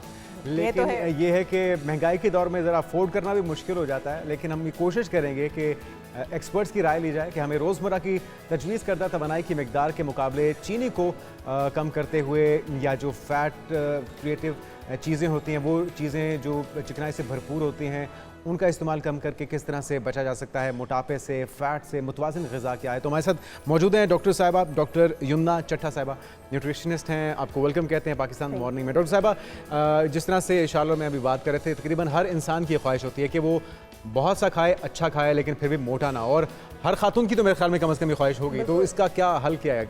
देखिए, जो आपने कहा ना बहुत सा खाए और मोटा ना हो, आपको पता है टेक्निकली ये पॉसिबल है कि आप अपना ये जो हमने एक कॉन्सेप्ट बनाया है ना कि शायद डाइटिंग करते हुए फाके करने कीटो डाइट है या डिफरेंट टाइप्स ऑफ डाइटिंग है, क्रैश डाइटिंग। नॉर्मली जो फाका करना पड़ता है वो क्रैश डाइटिंग में करना पड़ता है। और एज ए डाइटिशियन अगर आप मुझसे पूछे ना, वो लॉन्ग टर्म काम करती है और उसका वजन किया, उसके साइड इफेक्ट्स भी होते हैं। बहुत साइड इफेक्ट्स हैं, क्योंकि बॉडी को देखिए, अल्लाह ने बॉडी को ये बनाया था कि चलो फिरो और खाओ पियो। हमने खाने पीने पे ज़्यादा फोकस और चलने पे कम फोकस कर अल्लाह ताला की नेमतों से आप इनकार कर रहे हैं उनको। तो जो बाकी न्यूट्रिएंट्स जितने भी होते हैं, जितनी भी हमें खुराकें दी गई हैं, अनाज हो गया, गोश्त वगैरह हो गया, सब्जी, दालें, फल वगैरह, सबको खाएं, डेली की रोज़मर्रा की रूटीन का हिस्सा होना चाहिए। फिर उसके साथ अगर आप फिजिकल एक्टिविटी अच्छी कर लेंगे ना, तो फिर वो आपको वो वाला मसला नहीं रहेगा कि आपको जो होता है ना कि मैं कम खा रहा हूँ फिर वज़न कम नहीं हो रहा। एक इक़्तिदार में रहकर खाएं और साथ फिजिकल एक्टिविटी करें, तो फिर आप ज़्यादा खा के वज़न कम। अच्छा यमुना, एक तो होता है कि आपने अपनी डाइट को मेंटेन कर लिया कि आपने 5 मील ले लिए या 3 मील ले लिए और आपने उसमें पोर्शन को कंट्रोल कर दिया। एक होता है कि हमने खाना जो है वो उतना ही खाना है जितना हमने पोर्शन कंट्रोल नहीं करना। और जिस तरह आप कह रही हैं कि आपने वर्कआउट कर लेना है, हमारी बहुत सारी ख़वातीन ऐसी हैं जो घरों में बैठी हुई हैं और उन्होंने वर्कआउट के नाम पर किचन में जाना है और किचन से वापस बेडरूम में आना है, जिम जाना वैसे भी बड़ा मुश्किल हो जाता है। बिल्कुल बहुत मुश्किल हो जाता है। तो उनके लिए क्या है, वो किस तरह से वर्कआउट करें और किस तरह से वो मेनटेन करें अपने, जिस तरह की ख़वातीन का सबसे मेन टॉपिक यही होता है। हाँ, चलिए देखिए मैं आपको एक बड़ी आसान टिप देती हूँ खुद को जज करने के लिए, क्योंकि बहुत दफ़ा ऐसे होते हैं मेरे पास पेशेंट्स आते हैं और पहली चीज़ बहुत लोग यही कहते हैं 90% कि हम कम खा रहे हैं, हमारे फिजिकली एक्टिव हैं पूरे दिन, फिर भी लूज़ नहीं कर पाते। तो इंस्टेड ऑफ दिस कि मैं उनसे कहूँ कि भाई नहीं आप इतना नहीं करोगे डेफिनेटली, क्योंकि लिटरली मैथ है कि आपको जितना रिक्वायरमेंट है उससे आप 1% ऊपर खाएंगे, जो 1% भी है उससे भी चर्बी बन जाना है। सरप्लस हर 1.005 ने भी जो है एनर्जी ने जो फूड है उसने आपका फैट बन जाना है अगर आप एक्स्ट्रा खाइए। बिल्कुल इतना सिंपल मैथ है। तो बजाय से कि मैं उनसे कहूँ कि नहीं कोई गड़बड़ होगी आपके तभी आपका गेन हो रहा है, there is a reason. Body खुद से बैठ के फैट नहीं बनाती है, पहली बात क्लियर कर दें। तो उनको उनकी गलती खुद ही समझाने के लिए what I tell them is कि पहले तो कोई स्मार्ट वॉच लगा लें। चाइना से सिंपल 3-4 हज़ार की स्मार्ट वॉचेस होती हैं, आपको बहुत महंगी लेने की ज़रूरत नहीं है, जो आपका स्टेप काउंट करे। स्टेप काउंट लिटरली जब मैं लोगों से करने का कहती हूँ ना, तो उनका मुश्किल से पूरे दिन का, ये जो कहते हैं ना किचन जाते हैं, सीढ़ियाँ चलते फिरते घर के, मैं सारे काम खुद करती हूँ, सबका जो है एवरेज स्टेप काउंट मैक्सिमम 2000-1500 इतना निकलता है। And in order to lose weight आपको 10,000 कम से कम करना पड़ता है। कोई बहुत बड़ा नंबर नहीं है। जो लोग फिजिकली सही वाले एक्टिव होते हैं ना कि अपने सारे काम खुद कर रहे हैं, थोड़ा सा वॉक भी करें पूरे दिन तो ठीक हो जाता है। की वॉक कर लेनी चाहिए इन शॉर्ट। हाँ, कम से कम 30 मिनट्स की वॉक हो जाती है। 30 मिनट्स की वॉक अगर आप स्लोली भी करो ना, 10 मिनट्स में 1 किलोमीटर करो, तभी 3 आप आराम से कर सकते हो। तो कोशिश करें आपका 1 किलोमीटर जो है, अगर आप इतना प्रिसाइज होना चाह रहे हैं, 1 किलोमीटर आपका कम से कम ना 7 मिनट में होना चाहिए। और ये अचीवेबल है। क्या क्या चीजें माइनस करते हैं स्लोली अचीवेबल है पर हो जाता है लाइफ में? जिस तरह कहा जाता है चीनी का इस्तेमाल या तली हुई चीज़ों का इस्तेमाल, जंक फूड, तो क्या ये प्रैक्टिकल है? देखिए जंक फूड जो है, देखिए जंक फूड भी लिमिट करना प्रैक्टिकल है सिर्फ उस इंसान के लिए जिसका पूरे दिन का एक अच्छा टाइम टेबल बना हुआ है। लोग जंक फूड की तरफ जाते क्यों हैं? अगर मैं आपको अपना कहते माहिराना राय दूं, जो मैंने पेशेंट्स देख के एक अखज़ किया है पाकिस्तानी रूटीन में, मसला क्या होता है, हमारा पूरा दिन जो है ना उसमें रूटीन सेट नहीं है। अब एक बंदा है जो भाग भाग के ऑफिस जा रहा है, बस जो पकड़ा हाथ में आया खा लिया, और लंच में ऑफिस में बहुत बिजी है, नहीं टाइम मिला, अब वो रात को आके जंक ही खाएगा, क्योंकि बॉडी की बस हो गई है। अब जब बॉडी की बस हो जाती है, बॉडी को इस स्टेज तक ही लेके जाना होता, तो उसको फिर समझ ही आनी बंद हो जाए what is right and what is wrong food में। जब आपकी एक रूटीन, उन लोगों की जिनकी रूटीन मेंटेन होती है ना कि अगर 8 बजे नाश्ते के टाइम है, नाश्ते के बगैर नहीं जाऊँगा, मैं बेशक जो मर्जी काम करूँ, मेरा 1 o'clock लंच का अलार्म बज गया, मुझे खाना है, जिनका एक टाइम टेबल बना होता है ना, वो लोग क्रेविंग से बहुत आसानी से बच जाते हैं। और जंक फूड जो है वो नॉर्मल रूटीन का एक हिस्सा है, उसको वीकेंड तक ठीक है, उसको चीट डेज पे रखना, उसको चीट डे पे रहने। ये नहीं कि आपने बिल्कुल, अगर जो लोग हेल्दी खाते हैं वो बेचारे शायद बाहर जाते ही नहीं है और शायद बाहर जाके भी वो पानी पी रहे होते हैं, ऐसा नहीं होता। हमारे यहाँ जो 70% अब 60% कह लें ख़वातीन वर्किंग हैं, उन्होंने ऑफिस जाना है, स्कूल जाना है, बच्चों को पढ़ाना है, मतलब उनकी रूटीन इस तरह की सेट नहीं हो पाती है।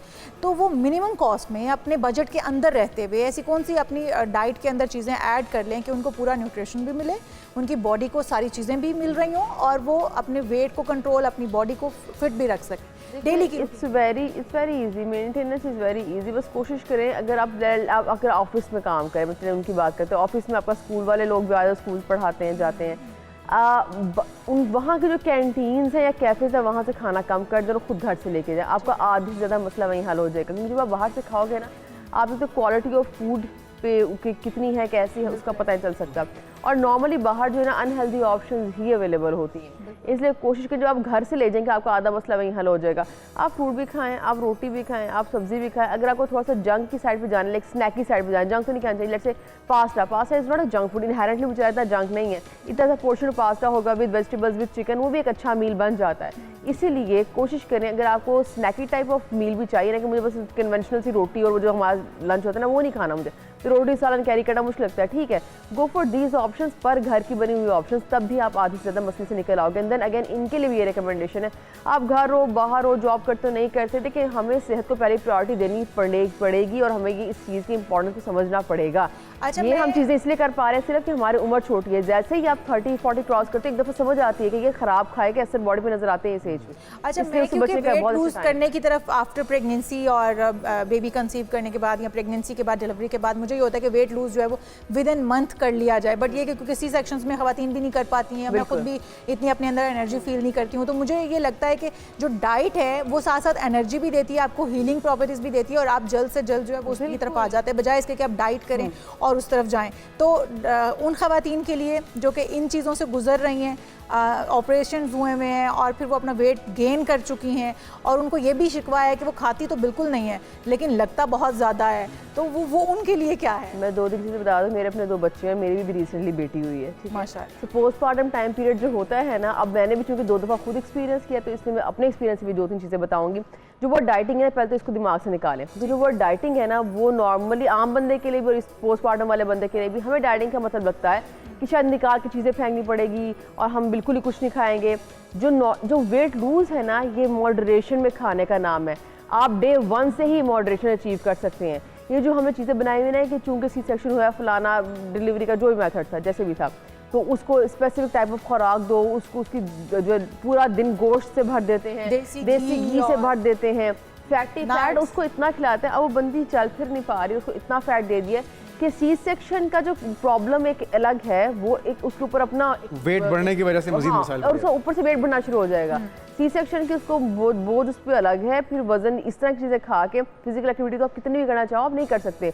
6 महीने लगते हैं नॉर्मली भी एक बंदे को। सीजनल फ्रूट और वेजिटेबल्स भी तो बड़ी इंपॉर्टेंट होंगी जी, सीजनल उस टाइम पे भी बेशक सीजनल फ्रूट्स का इस्तेमाल करें, वेजिटेबल्स का इस्तेमाल करें, एतदाल में रह के खाएं, किसी एक फूड ग्रुप के पीछे नहीं पड़ जाए कि चूंकि सी सेक्शन में गोश्त खिला के हमारी खवातीन को, बच्चियों को, छोटी बच्चियाँ 25 साल की उम्र की बच्चियाँ की शादी हुई है, कंसीव किया, प्रेगनेंसी हुई, इतना वो हेल्दी हो जाती है, उसके बाद उनको उस चीज़ के डिप्रेशन से निकल पाती है कि इसको कैसे करें, वो करना ही बड़ा मुश्किल होता है। सिर्फ एतदाल में रह के खाएं और स्लोली अपने स्टेप काउंट से इंप्रूव करें, फिजिकल एक्टिविटी की तरफ आना चाहिए। एक चीज़ ये कि आपकी बातों से लग रहा है और वैसे भी एक्सपर्ट्स यही कहते हैं कि 70% दारोमदार होता है आपकी डाइट पे और 30% वर्कआउट। तो वर्कआउट किस तरह से किया जा सकता है? जिस तरह कोई जॉब करने वाली खातून है या फिर घर पे जो हाउस वाइफ्स हैं उनके लिए ऐसी एक्सरसाइज जो घर पे भी कर सकें बहुत ईजी। देखें अगर आप जिम या जा पा रहे हैं वो तो बेस्ट है, वो अगर नहीं हो पा इसका मतलब ये हरगिज़ नहीं का वजन कम नहीं कर सकते।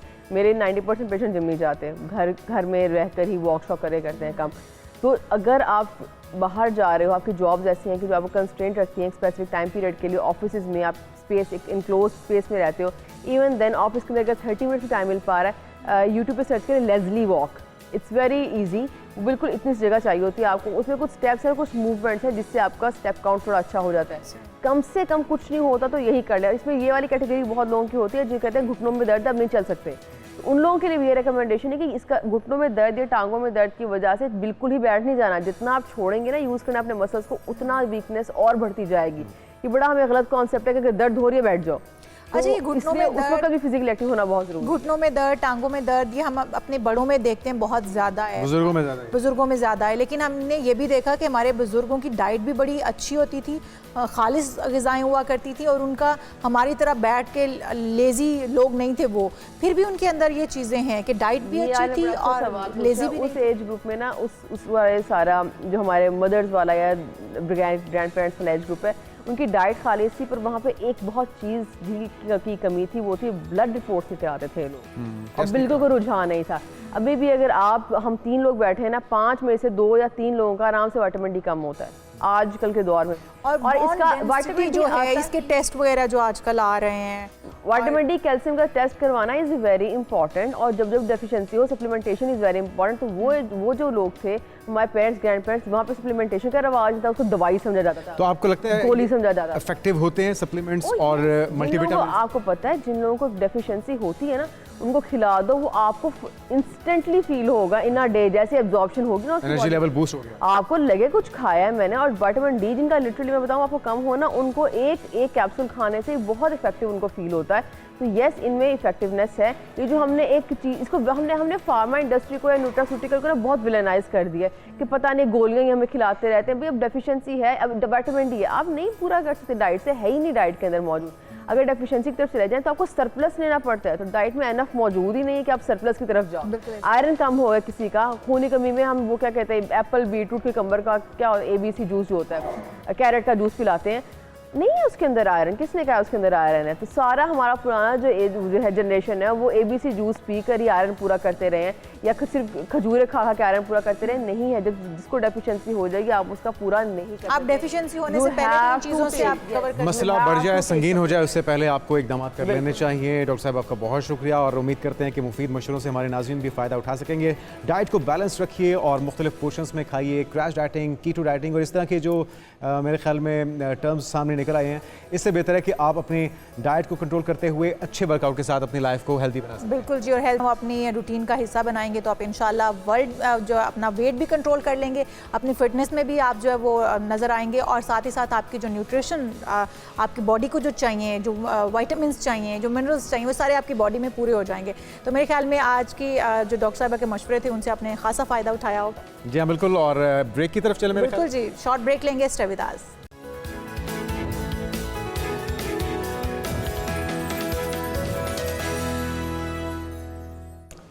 अजीम वेलकम बैक। और अब कुछ बात हो जाए जनाब सोने और चांदी की, लेकिन ये वो सोना चांदी नहीं है जिसके पीछे आजकल हर कोई भाग रहा है, बल्कि ये वो सोना चांदी है जिनकी मासूमाना और भोलपन से भरी अदाकारी जैसे खुशगवार यादों का ताज़ा झोंका बनकर आसपास महकने लगती हैं। बिलाशुबा 80 की जो दहाई है उसके अंदर ख़ास तौर पे एक ऐसी ड्रामा सीरीज़ थी जिसके दिलचस्प किरदार थे सोना और चांदी, जो कि हर नाज़रीन के घर में बिन बुलाए मेहमान की तरह शामिल होते थे और फिर अपनी लुत्फ़ से भरपूर जो गुफ्तगू होती थी, सादगी से दिल जीत लिया करते थे, जिसकी झलकियाँ हम अपने नाज़रीन को स्क्रीन पे भी दिखा रहे हैं। चल, चांदी का किरदार जो है वो शीबा हसन ने किया, और फिर सोना के किरदार को हामिद राना साहब ने बहुत बखूबी निभाया।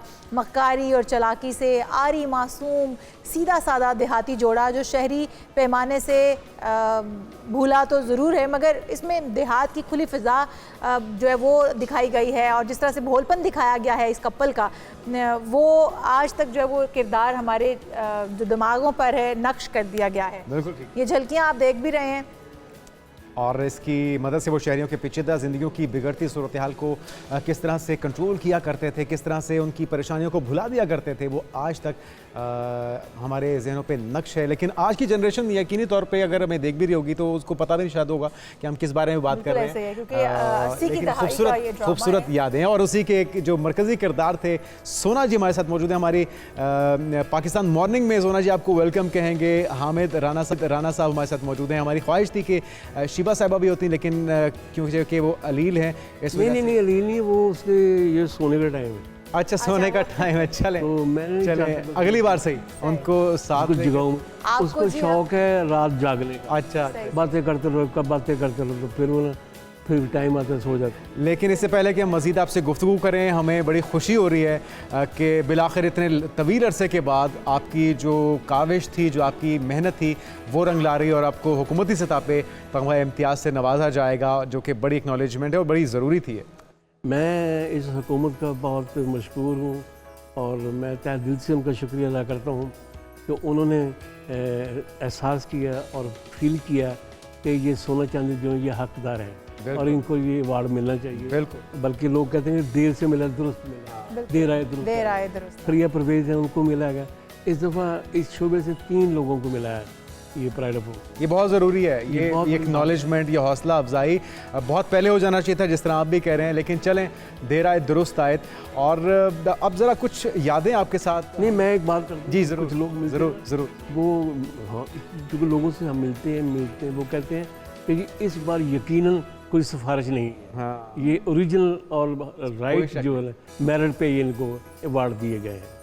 जी, तो ये ज़रूरी है, ये जो क्योंकि तनकीद होती है कुछ जिसकी आप बात कर रहे हैं कि मेरिट पे है, कुछ ऐसे वाक़यात हुए हैं माजी में, तो हम कल भी इस बारे में बात कर रहे थे। एक तो मेरिट पे होना और दूसरा होना, मतलब वो लोग जो कि डिज़र्व करते हैं, जो कि पहचान है, जिन्होंने सफ़ीर के तौर पे जिन्होंने पाकिस्तान की पहचान बन के पूरी दुनिया में नाम बनाया है। और हम ही अभी ब्रेक से पहले बात कर रहे थे शाल कि ये जो किरदार थे इनका नक्श आज तक ज़हनों पे मौजूद है। तो सोना जी, ये अब ऐसी प्रोडक्शन नहीं हो रही, अब ऐसे ख़यालात या ऐसे आइडियाज़ नहीं आ रहे, क्या वजह है कि सोना चांदी जैसे किरदार दोबारा फिर नहीं सामने आ पाए? ये सारा कुछ जानबूझ के हो रहा है और जानबूझ की चीज़ें की जा रही हैं। अब टेलीविज़न जो है वो, मैं कहता हूँ, मैं दावे से कहता हूँ, मुझे 1 महीना दे दें, मैं इसे उसी मुकाम पे ले आऊँगा। मैं उन लोगों को लेके आ जाऊँगा जो इस काम को जानते हैं। मैं ये नहीं करूँगा मैंने कुछ खुद करना है, मुझे पता है कंपिटेंट बंदे कौन कौन से हैं, तो वो आ जाए, काम शुरू हो जाएगा, ठीक हो जाएगा। तो सोना साहब, अब मैंने अगर काम किया है PTV पे, तो मुझे 5 महीने की चेक नहीं मिला, तो मैं क्या जाऊँगा वहाँ, क्यों जाऊँगा? सही बात। तब मुआवजे वक्त पर मिलते होते थे जब आप इस फील्ड में थे? जी बिल्कुल बिल्कुल। और जब आप कोई मेहनत करते हैं और उसका समर भी आपको वक्त पर मिल जाए ना, तो आपको इंकरेजमेंट मिलती है, आप फिर से काम जो है वो अपने दिल से, लगन से कर रहे होते हैं। आपके अगर उन किरदारों की बात करें तो उन किरदारों में वो जो रस घोलते आपके जुमले थे, वो उनके हवाले से थोड़ा सा बताएं। उनके कि ज़िंदगी में जितनी मशक्क़त मैंने काटी है, जो हालात को मैंने फेस किया, यानी कि इंसान जो है ना, मर्द जो है वो मर्द नहीं है, जो गिर के खड़ा हो वो मर्द है। बिल्कुल ऐसे। तो मैं कई मकाम पे गिरा हूँ लेकिन खड़ा हो गया। फिर अल्लाह का शुक्र है, ज़िंदगी में मैंने जो सोचा था, जो ख्वाब बुने थे, वो मैंने मेहनत की और अल्लाह का करम था, रहमत थी, उसको मैंने अचीव किया। मेरी बड़ी ख्वाहिश ये भी थी कि मैं TV पे ये ड्रामे करूं और लोगों में पहचाना जाऊं, लोग मुझे जाने, और साथ में ये ख्वाहिश थी कि सिविल सर्विस करूं। अच्छा। तो वो भी अल्लाह ने मुझे मौका दिया, फराहम किया, अल्लाह का शुक्र है। ईमानदारी के साथ, इज़्ज़त के साथ मैं रिटायर हुआ। मैं LDA में डिप्टी डायरेक्टर 18वें स्केल से रिटायर हुआ। तो आखिरी जो पोर्शन था मेरी सर्विस का, वो PHA पार्क्स एंड हॉर्टिकल्चर, वहाँ से गुजारा। और बड़ी तो अदाकारी को खैर बात क्यों कह दिया? क्या अच्छी ऑफर्स आना बंद हो गई या आपका दिल भर गया अदाकारी से? नहीं, आपके सामने खाना ही उठा लिया जाए तो आप क्या खाएंगे? हाँ, मेरा तो दिल नहीं भरा, मेरा दिल तो वैसे ही है। वो प्लेटफार्म नहीं है, वो जगह नहीं है जहाँ मैं काम। आजकल की अगर मूवीज़ की बात की जाए, मगरिब को कॉपी कर रहे हैं हम, और एक टॉपिक जिस पे हम बात करना भी चाहते थे कि बेरा रवि काफ़ी हद तक फैलाने की कोशिश लगता है हो रही है। ये कोशिश आप जैसे जो लेजेंड्स हैं वही इसको नाकाम बना सकते हैं। तो अगर ख़ुद से कोशिश होनी चाहिए या हुकूमती सतह पे होनी चाहिए, क्या ऐसा होना चाहिए ताकि एक बार फिर से ट्रैक पे लाया जाए और नई जनरेशन की जो तवज्जो है इस जानिब मबजूल करवाई जाए कि एंटरटेनमेंट इससे कहते हैं? ये जो हमारा ना कल्चर जो है, वो उसमें बाकायदा ये दुश्मनी होती है, ये जंग है जो चल रही है। वो हमारा जॉइंट फैमिली सिस्टम है ना, वो उनको पसंद नहीं करते, वो इसको ब्रेक करना चाहते हैं। अब बिलीव करें, मैंने जहाँ बेटियाँ भी आई हैं, मैं उनको दुआएं देता हूँ, इतने अच्छे लोग हैं, अल्लाह ताला उनको अपनी पनाह में रखे, मेरी बच्चियाँ खुश हैं। और जहाँ मैंने बेटे भी आए हैं, वो नूहें आई हैं, वो यकीन के मेरी बेटियों से ज़्यादा अच्छी हैं। तो हम इकट्ठे रहते हैं प्यार से, मोहब्बत से। लेकिन हम ड्रामों में ये चीज़ नहीं दिखा रहे। हमने जॉइंट फैमिली सिस्टम को बड़ा ही गलत जो है वो रुख दे दिया हुआ है। हम अपने ड्रामों में भी सास बहू की लड़ाइयाँ दिखाने लगे, साजिशें दिखा रहे हैं, आपके वक्त के ड्रामा टूटना दिखा रहे हैं। बिल्कुल, आपके वक्त के ड्रामे और अब के वक्त के ड्रामे और प्रोडक्शन किस तरह से उनको देखते हैं? देखिए, वो जो कहते हैं ना मगर वाला, कि हमें ये क्वेश्चन उठाते हैं कि हमारी वर्किंग वूमेन बहुत कम है। हालांकि हमारी 75% जो है ना वर्किंग वूमेन वो देहात में है, तो देहात में काम करती हैं, खेतों में बिल्कुल काम ऐसे ही। करती फसलों में हैं। मैं देहात से ताल्लुक़ रखता हूँ। आरवाला मेरा शहर है, आरवाला साहिवाल के पास, पाकपतन के पास। तो थाना आमलयार जो है 123 चक, वहाँ हमारा रकबा है थोड़ा सा। वहाँ मेरे अब्बा जी नंबरदार थे। मैंने लोगों को देखा, औरतों को वो कपास चुन रही हैं, अपनी अपनी कैपेसिटी में हर जगह पर काम करती हैं, वो करती हैं। ये सब बिल्कुल प्रोपेगेंडा है हमारे। ये जानबूझ के किया गया है और जानबूझ के कर रहे हैं, और ये हो रहा है। जहाँ पाकिस्तान को कोई प्लस पॉइंट मिलेगा ना, उसको डैमेज करेंगे। अच्छा, तो फ़र्क कहाँ पर देखते हैं? प्रोडक्शन में देखते हैं कि कमियां कुताहियां हैं, राइटर्स की स्टोरीज़ में कोई कमियां कुताहियां हैं, कहाँ पर देखते हैं? सब कुछ है, सब कुछ है। अब मुझे पता है कि ये कॉम्पिटेंट है, आप कॉम्पिटेंट, मैं आपको यहाँ आने ना दूँ तो फिर वो कहाँ वो प्रोडक्शन होगी? जो कॉम्पिटेंट बंदे हैं ना नहीं लाया, उनको काम नहीं दिया जा रहा। तो सोना जी, आपने ट्रेनिंग कहीं से ली थी, एक्टिंग सीखी थी, या कोई इंस्पायरेशन जिनको देख के ख्याल आया कि अदाकार की तरफ आना चाहिए? बस मैंने फिल्म देखी थी बचपन में। कौन सी फिल्म? मुझे याद नहीं थी। अच्छा, फिल्म देखी तो उसमें मेरे शौक जीवन में पैदा हुआ। ये नहीं, शौक भी नहीं, ये था कि मुझे कि ये रात को हम ना इनको देखते हैं, इन लोगों को, तो ये कोई मखलूक है। पता ही नहीं। सिनेमा पे जाते थे? सिनेमा देखा था मैंने, तो मैंने ये देखा कि दिन में ये लोग मुझे देखते हैं, तो मैं फिर दिन में एक्टिंग करता था। मतलब कि घर में कोई लड़ाई होगी तो फिर लड़ाई में मैंने हारना नहीं है, जिद लगानी है। अगर मैं रो पड़ा हूँ तो फिर अच्छा, वो असल की लड़ाई में आपने? हाँ, मैं कहता हूँ कि मुझे क्लैप मिल रही है, लोग मुझे देख वज़ीर आई हो। तो फिर बाद में पता चला कि नहीं, ये तो एक मासूमाना एक ख्याल था, लेकिन उसने मुझे बड़ा कुछ दिया उस चीज़ ने।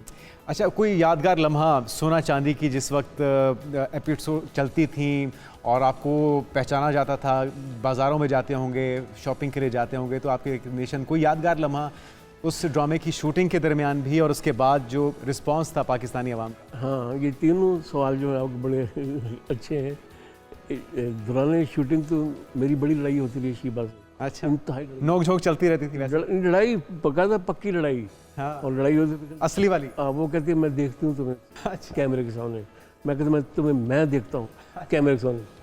फिर जब कैमरे के सामने आते थे ना, हाँ, तो लेकिन फिर वो एक सुलह हो जाती थी? नहीं, डूब जाते थे करेक्टर। तो फिर वो उसमें फिर हम रहते थे। बाकी वो जो लम्हात कहते हैं यादगार हैं। ये कोई डायलॉग याद हो तो ज़रा? बस कर, बस बेफजूल ना हो तो। अच्छा। तो रीगल सिनेमा में मैंने मोटरसाइकिल रोका मेरे पास से, तो जहाँ गाड़ी रुकी है रेड लाइन होगी, तो एक खातून ने मुझे कहा कि ये सोना है। हाँ, तो फर्स्ट टाइम मुझे 5वां एपिसोड चल गया था। क्या फीलिंग थी? तो बहुत अजीब सी इतनी खुशी कि मुझे पहचाना। फिर ये मजंग चुनी के पास डॉक्टर साहब थे, वहाँ मैं गया किसी के साथ, तो वहाँ बड़ा रश था, बाहर लोग खड़े थे। एक खातून एक बच्चा उठाया होता, वो 2 या 2.5 साल का होगा शायद, तो उसने मुझे कहा था छोना। तो वो मुझे लगा यार कि है इस कदर ही इनके पहचान। एक स्टार की फीलिंग आती थी? लोग जानते हैं, स्टार थे तो जाहिर है स्टार की फीलिंग्स आती थी। फिर पूरी दुनिया देखी। अमेरिका में 3-4 दफ़ा गया, ये कनाडा में 7-8 दफ़ा गया। मुझे सरहद पार से भी कभी ऑफर आई किसी फिल्म की? जी नहीं, हमें अवार्ड अनाउंस हुआ था। हाँ। मुझे, शिबा को और मुन्नू भाई को, ये 3 अवार्ड हुए जो इंदिरा गांधी ने दिए थे शिमला में। वाह, लेकिन हमें हमारी एम्बेसी ने बताया नहीं। हमें बताया कि ये कल जाना है तैयार, तो मुझे एक्सपर्सन लीव लेनी पड़ती बाहर जाने की, तो हम जा नहीं सके। तो सुना है ये सच है झूठ है। फिर वो अवार्ड हमारे जो एम्बेसडर थे उन्होंने ले लिए थे, अपने पास रख लिए, नहीं जा सके आप। बहुत खुशी की बात है कि खूबसूरत यादें, और इसी तरह से हंसते मुस्कुराते रहिए। और जो आपके लिए अवार्ड है, एक बार फिर से हुकूमत के लिए, हुकूमत को दाद देनी चाहिए, और इस तरह के जो लेजेंड्स हैं उनको यकीनी तौर पे उनकी हौसला अफजाई बहुत ज़रूरी है। बहुत शुक्रिया। आमिर राना साहब, जो थी वो हमारे लिए बहुत बाइस इज्जत है। नहीं, आपका शुक्रिया, आपने मुझे याद किया, बुलवाया, थैंक यू, ऑनर दी, इज्जत दी, तो आपका स्टूडियो होता है। Thank you sir, thank you so much. और जाते जाते अपने नाज़रीन को बता दें कि जो टेस्ट मैच है उस हवाले से अपडेट, पाकिस्तान क्रिकेट बोर्ड की जानिब से बांग्लादेश के खिलाफ 2 टेस्ट मैचेस की सीरीज़ है, जिसके लिए 17 रुकनी स्क्वाड है, और शान मसूद की टीम कप्तान बरकरार रखा गया है। वहीं नायब कप्तानी की जिम्मेदारी सऊद शकील को सौंपी गई है।